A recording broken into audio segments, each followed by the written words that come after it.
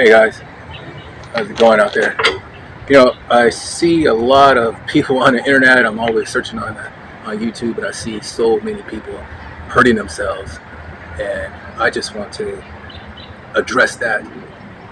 And so I think that a lot of times either they're being taught wrong or they're not being shown the proper way. And so I'm not pointing the finger at anybody, not trying to blame anyone in particular, but I think that when you're first starting out a new exercise, it's important to start out slow, even though if a person who's been doing it for a while, or if they're a trainer and they have more experience than you and they can do a full push-up, for example, and they tell you to do a full push-up and you can't do a full push-up, it doesn't mean that there's something wrong with your muscles or anything like that, or you're not completely developed. It's just that it takes time to develop those particular muscles because it's your first time.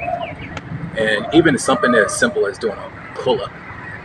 I mean, for example, I can for example, you can have a bodybuilder who's only lifted weights, and he can have a pretty good, nice developed back and pretty muscular, over 200 pounds, heavyweight bodybuilder, and try and do a pull-up for the first time. He may not be able to even do one.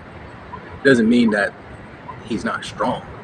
It's just that those particular muscles or those particular muscle tissues just haven't developed. And so as time progresses, if he eases into it and do them properly and form those muscle tissues, then eventually, sure, he'll be able to do them. Yes, my advice for anyone who's new to this is that not listen to a lot of people just because they've been doing this for a while, is that move at your own pace.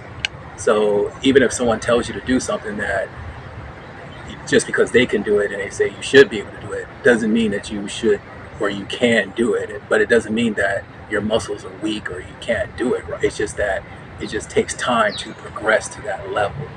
And so starting out trying to do some of these exercises improperly will just eventually, you're going to end up getting yourself hurt.